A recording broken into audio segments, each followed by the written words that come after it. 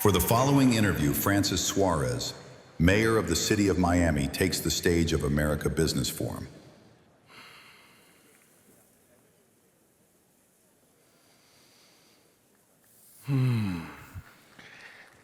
How are you, my friend? Good to see you.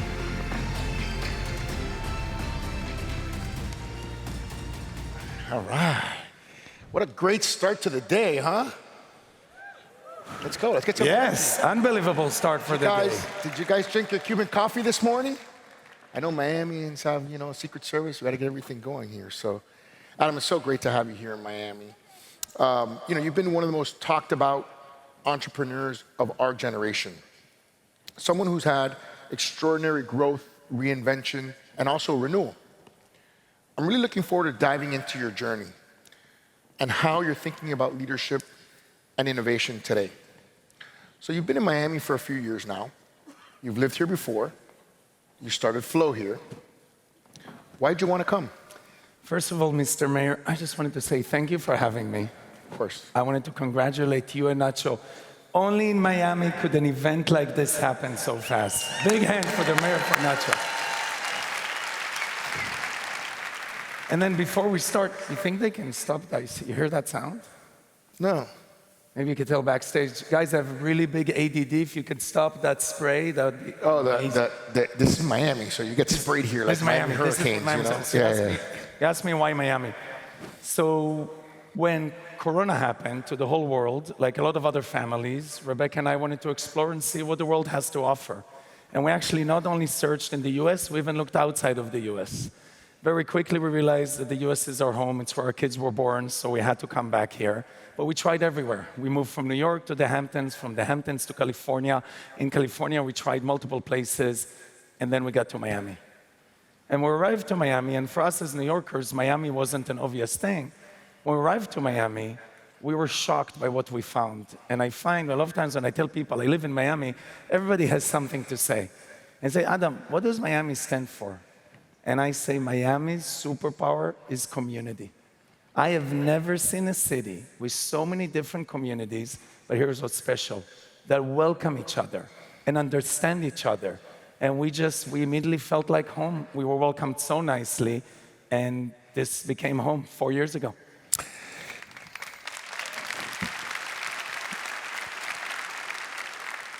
We're both parents, but I only have 2 children. You have 6 children. Prolific. Was there a draw specifically about Miami in terms of raising children? 100%.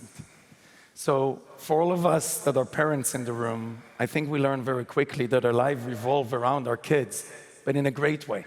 In a way that, of course, we want to be in a place that makes our kids the happiest. And just think of the way a lot of people live in cities all over the world. They live in these boxes, in the cities of concrete. There's no outdoors. If you happen to be in a city that has very cold weather, half of the year you're not able to be outside.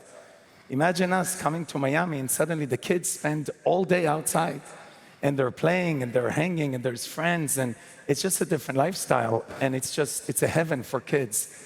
And when it's a heaven for kids, it's a heaven for the parents. So this is an unbelievable place to raise kids. And it's back to community. It's really welcoming. So I'm going to ask you sort of a mayoral question. This is a kind of a question that I get as mayor. If you could change one thing about Miami, if you could sort of wave a magic wand, right, what would you change? Waves. I would add waves. But that's a story for another time.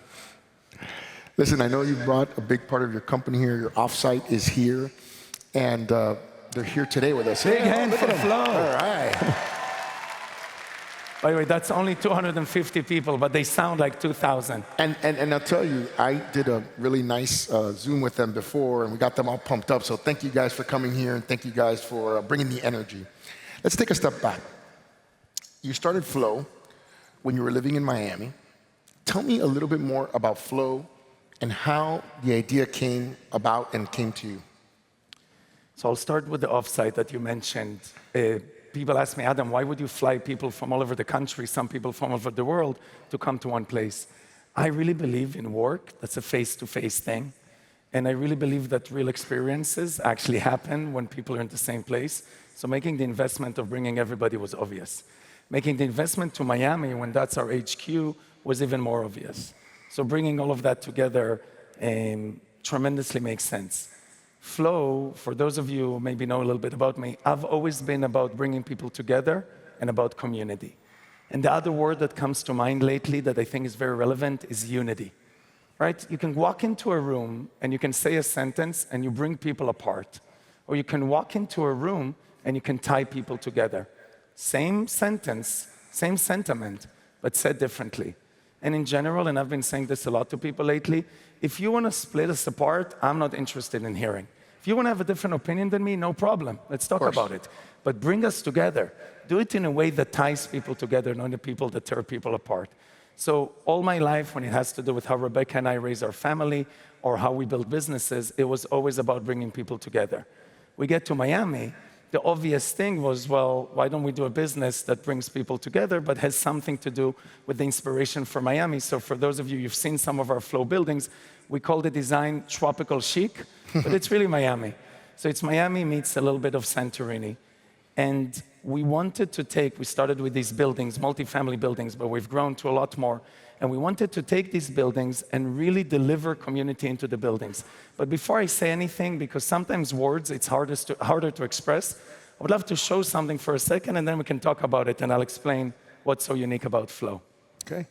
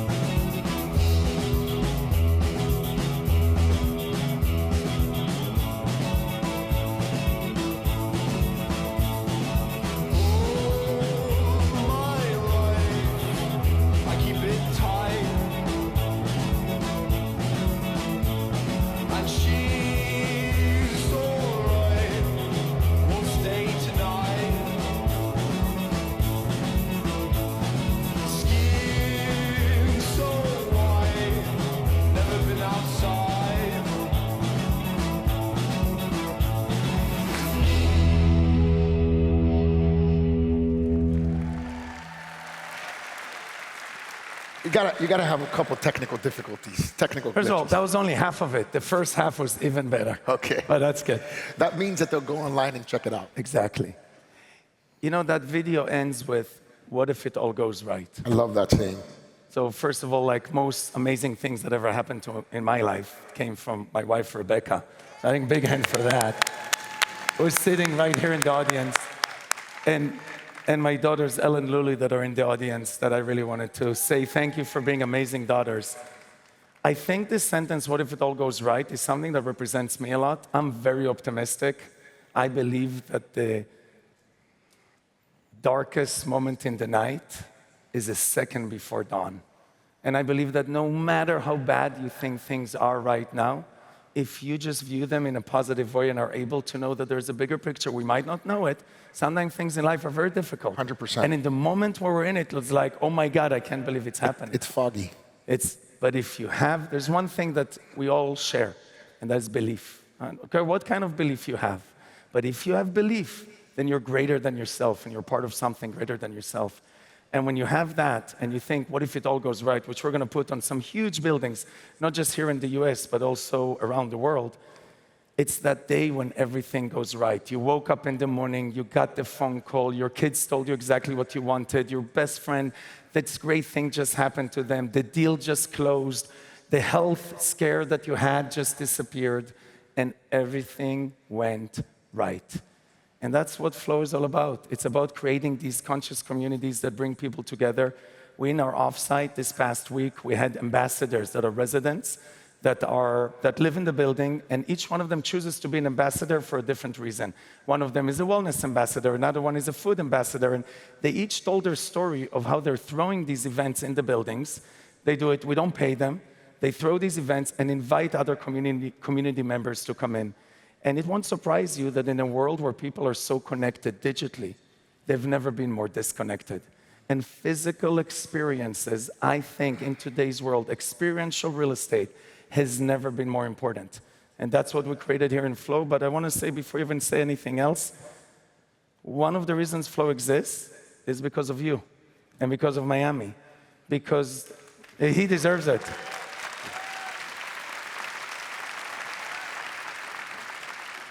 And here is why.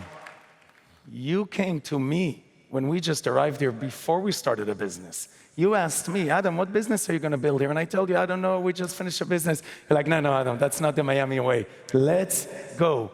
And you told me that it doesn't matter if it's any city in Miami, that Miami and Florida welcomes businesses, small businesses and big businesses alike. And you've been amazing, and your team has been amazing to work with. The mayor of Aventura, the mayor of El Portal. I've done business in 130 cities, 70 countries around the world. I have never been welcomed and had a better city to work with. So thank you. Thank you, brother. Well, we're coming sort of to a close, but I love the motto of what if everything goes right. Well, sometimes things don't go right. We just saw a little technical glitch, right? Things don't always go right. And I love how you have managed that as well. Tell us what's going right here in Miami, specifically with Flow. What are you working on for the audience? And you have some incredibly transformational products, both inside the city and outside. So thank you for that. I will say one more thing. Even when things don't go right, if people take one thing from today, this is what I take. You're having that day, and it's not going right. If you have it in you to look up and say, I don't know why, but I know there's a reason, and one day I will look back and understand it all, that takes the bad day into a really good day. What are we doing here in Miami? Let's go. We bought 10.2 acres in Aventura, 250,000 square foot of office. We're building 735 apartments under the Flow brand. We took a trailer park that was closed and was at receivership. We bought it, ensuring that all the people, all the debt holders, not only got paid more even than the debt that they were holding. And we're going to build a new community there with over 2,000 apartments and over a million square feet of office and 200,000 square feet of retail. But more importantly, with the Flow ethos as part of it. So it's one thing to take a building and do your own furniture and do your sound and do community and bringing people together. But when you design neighborhoods, you're one step away from designing cities. And then from that, we went to Brickell, where you visited me, and we bought about 6.8 acres. We built, there was an existing building with 632 apartments. When you came, it was just starting. We since then have opened it. We've started leasing. We launched a farmer's market with partnership with the city every Sunday. That's happening there in the afternoons.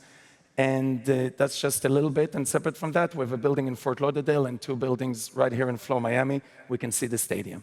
Unbelievable.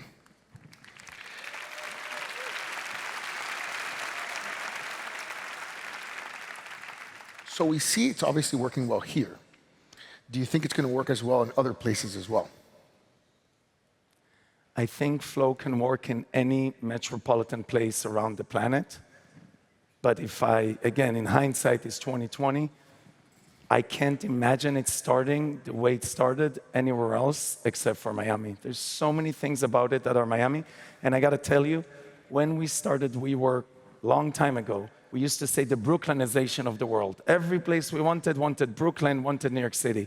Now when I go around the world, everybody wants Miami. So thank you.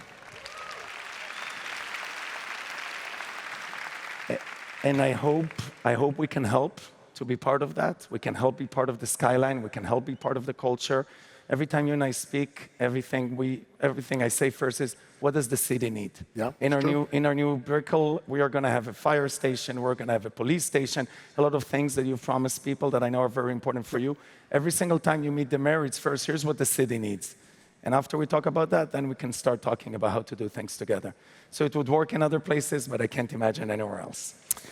So this trajectory and adventure of Flow, would you say it's working better than you thought it would be? It is working better than I thought it would be. And I think it's for a variety of reasons. I think my family is working better than I thought it would be. I think my wife is taking better care of me than I ever thought I deserved. I think my kids, it's all just coming together in this amazing way. And we have this unbelievable group of employees. I am so proud of the team that we've put together. They are so full of life. You guys deserve it. They are amazing. In a world where not everybody's working, I think, as hard, and there's still remote work, this team is working much more than 12 hours a day. They work 7 days a week. They work all around the planet. They do it with a smile, but they're also very serious. So on the one hand, they want to have fun and they want to build something really meaningful, but they also take themselves very seriously. And it's been an amazing experience. And without repeating too many times, the environment here has been so supportive that things are just flowing. Nice, very good. One of the things I've noticed about you and seen is you're a coach. You connect with your employees, and whether it's virtual or in person. Obviously, you were talking about in person, but I was also in an environment with you where you were in person and virtual at the same time. You obviously bring them here. How do you create that connection? Why is that connection important to you in terms of your leadership philosophy and how you motivate people and run a big organization like Flow and the ones you've done? So I believe, excellent question, by the way. That was a, Off script. Off script, completely off script. It's very good, very, very good. When you talk to someone in life, if it's a friend, if it's an employee, if it's a spouse, if in any way you talk to them in a judgmental way, what does it mean when we judge someone? It means we think we're better. To judge someone else, we have to look down at them. Whenever you're judging someone else, I'll tell you two things that are for sure. One, you do not know what a person is going through until you're in their shoes. I don't care what you think you know. And if you were in their shoes, I don't know that you would do any better. So when you judge a person, you're already making a huge mistake. But also, whenever you look down at someone, they'll never hear you. Whatever advice you want to give them, they're not going to hear you. If you look up at someone, oh, they're so great, they're so big, I feel so small, and you try to tell them something, they're never going to hear you either. The only way that people can listen is when you talk to them eye to eye. And for me, talking to a person eye to eye is being honest, is speaking from the heart, and is also being open about the fact, yes, I might be giving you some advice, but you might be giving me advice right back at it. And if I'm going to be open, if I want to tell you something, I better be open, one, to receive back from you, but two, I need to admit, we all have faults. We all make mistakes. I know I've made so many. And we all have room to grow. And with that kind of attitude, I think you can build true friendships, true relationships, obviously true marriages, and I think that's how you build a great company.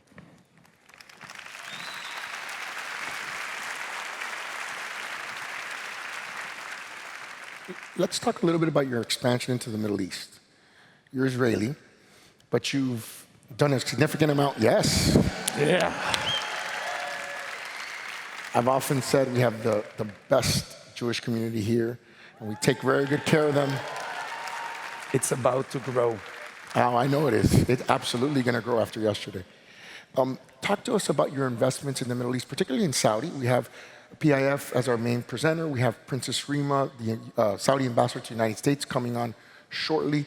Talk to us a little bit about why Saudi, why you invested in Saudi. So my favorite topic in life after family and community is the Middle East. But before I say anything, I'm going to throw a question right up to you, off script. I believe you're the first mayor that reached out to Riyadh, made Miami and Riyadh sister cities. And if I have my numbers right, I think you did it like 6 years ago, before anybody was going.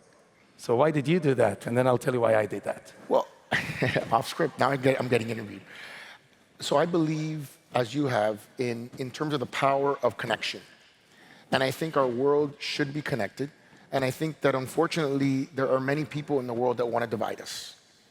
And I think that the further connected we are, the better connected we are, the better that we understand each other, and the better we can push back on that division. And so for me, part of it has been my professional travel, part of it has been my travel as mayor, as you said.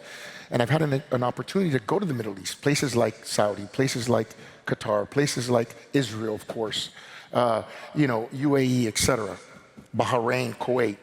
And I think that it's incumbent upon us as human beings to try to create that connection, to figure out what it is about these places that we have in common. And I've often said, as I've traveled the world, also to Asia, Singapore, Korea, Japan, etc., what I've said is there's things that are fundamental about us, no matter what our culture is, no matter what language we speak. We all want our tomorrows to be better than our yesterdays. We all want to live in peace and prosperity, and we all want our children to succeed. And I found that to be a fundamental truth, no matter what culture you're from. And I think the Saudi people embody that. They're young, they're aggressive, they're energetic, and they're well-led. So first of all, I completely agree. Exactly. For all the same reasons. We went to the Middle East. So we were sitting in a board meeting. We did Miami. We're about to do our expansion. And I shared with them, I said, I know my next city. And the board was like, oh, we can guess. New York. I was like, no. They're like, okay, Austin, Texas. No. London. It's like, you guys are really far. I said, Riyadh, Saudi Arabia. And they're like, wow, tell us why. And I said, let's start with the metrics. Let's just do numbers. 70% of 35-year-olds and younger, Princess Rima, I'm sorry if I'm stealing any of your sentences. I really love Saudi. 70% of Saudis are younger than 35. It's an extremely young country. It's led by a visionary, MBS, who has a clear vision for 2030 and what's going to happen and how it's going to happen. And it's extremely open to businesses from all around the world to come. So the numbers were really good. But then we went and visited, and the culture was thriving and open and excited. And we knew that there's a world in which the product market fit between flow to a country is even greater in the Middle East, and we're starting in Saudi soon to go to other places in MENA, even greater in the Middle East than it's even here right in Miami. And as we started going to Saudi, and we opened our first building, and we got so much demand, not just from the expats, so there are a lot of expats, which means people who are not from Saudi, that live in Saudi, work in Saudi, are helping to build the future, but also the locals. And they connected to the Flow brand, to community, to family, because all those words are words that really relate. And just like, by the way, here in Miami, we were welcomed really, really well in Saudi, and we just went for it. We bought 5 buildings, 1,000 apartments, we built our own brand, we run it on our own technology, and we've been operating there over 2.5 years. We actually added another building this past week, and we're just getting started. And the only other thing I'd add, because you talked about borders, something I love about business. Business can break all borders. Business can break all boundaries. If we come with unity, and if we treat other people the way we want to be treated, we can do business anywhere. And that's why we're in Saudi.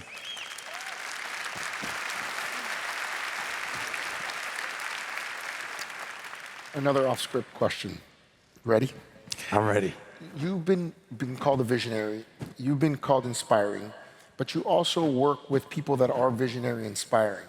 Mark Andreessen, Andreessen Horowitz. What has it been like to work with them and to have them help you power your growth? I'm going to share a personal story. So first of all, I am so lucky to not just to have Mark Andreessen and Ben Horowitz both helping me. They both attend. We have a board meeting next week. By the way, they've been coming a lot more to Miami because of this. They're going to be here next week. Fantastic. And they both attend the board meetings. And if you're lucky enough to have people who are not just the biggest and best investors in the world, but also build their own businesses, and to sit next to you, then I couldn't be more grateful. But here's an example of sort of my relationship with my wife. We do our first board meeting, and I come home, and Rebecca asked me, so, what did Mark and Ben tell you need to do better? And I said, well, we said this, we said that, and I go into all these details of stuff they said in the meeting. She goes, no, in the part where you ask them directly, please tell me all the things I'm doing wrong. Tell me what I can do better. What did they say to that part? And I said, well, I didn't exactly ask it like that. And she goes, well, then what are you doing? Is this an on-board meeting? Like, what are you guys talking about then? And she goes, haven't you learned anything? So I said, okay, thank you. The next board meeting, I told him that story, and I said, Rebecca said I should ask, and we're doing a dinner, it's just the 3 of us, and obviously they had a lot to say. And he taught me something amazing about, I don't care how close you are to your partners, if it's your spouse, if it's your business partners, or if it's any kind of partnership, give an opening. Actually ask them directly, please, I'm open. Tell me what I can do differently. Tell me where I fell. Tell me what I can do to grow. And if you do it with an open heart, everyone has something to say. And then it's up to you to really take it in and learn from it. It has been the best business building experience of my life. I'm so happy that based on my last experience, I didn't give up and say, I don't want any more partners. And I don't think Flow would be what it is today without it. And every board meeting, when we get together, I can't even tell you what we're going to come out of, but I can promise you that the business is going to be 5 times better an hour after our board meeting than it was an hour before. I feel like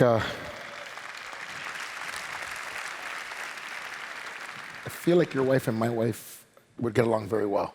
We should do a little barbecue. We should. You're very busy. When you're done with this part, after. So let's talk a little bit about Adam Neumann, the father. You have 6 kids. I mean, that is unbelievable.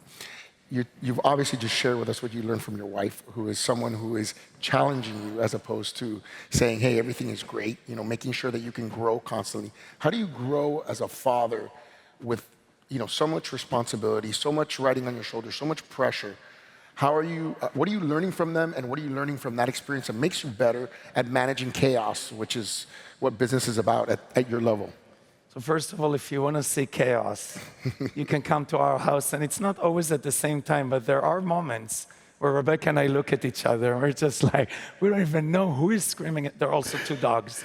So 6 kids, 2 dogs. At any given moment, it's a community center, so 5 to 30 friends. Center. So there's a lot of action. But a few thoughts. My first one is, and again, I know a lot of people in the audience know this, but you should really have the courage to embrace it. You want to know the truth? Listen to your kids. They won't bullshit you. They're not that impressed with you, so they're going to say the truth. And they're going to say the tough things. Maybe sometimes not when you want to hear them. Maybe not in front of the right people. So my first thing about kids is they're great teachers, and I learn from them a lot. That's number 1. Number 2, I don't always get it right. 2 days ago, my sons are not here. I was so upset that, again, they did something that we agreed they wouldn't. I lost it. And for 24 hours later, I was like, I can't believe I'm still at that stage where I can lose it, but it happens to all of us.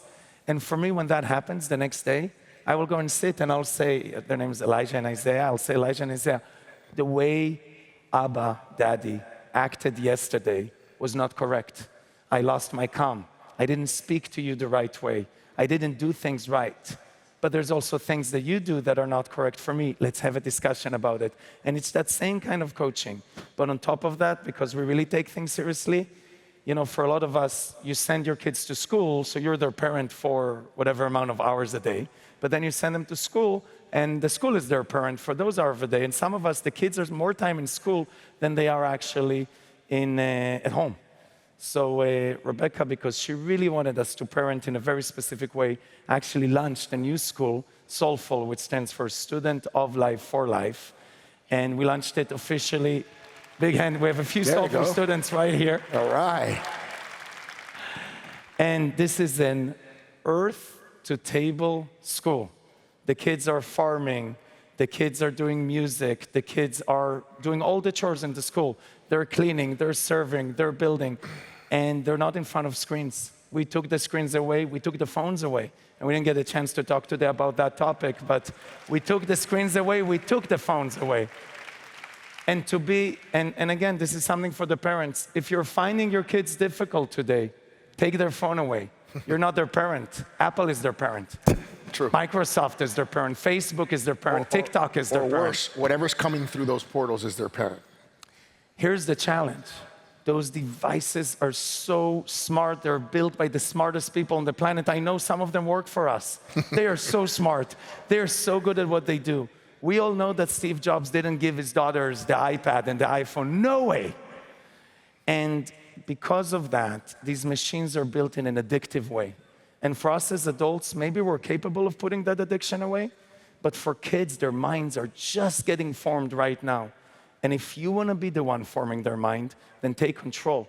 If you want to share the forming of their mind with other people who you might not agree with, who might not even be from your country, who might not have the same values that you have, then you have to take that away. And I think that's another thing that we do differently maybe than people. Listen, I think that's great coaching advice. That's great father advice. Adam, I want to thank you for being so open and so thoughtful with us. It's great to have you here in Miami, and I look forward to working with you in the future. The pleasure is all mine. You're an unbelievable mayor. Big hand for everybody who did this. Love it.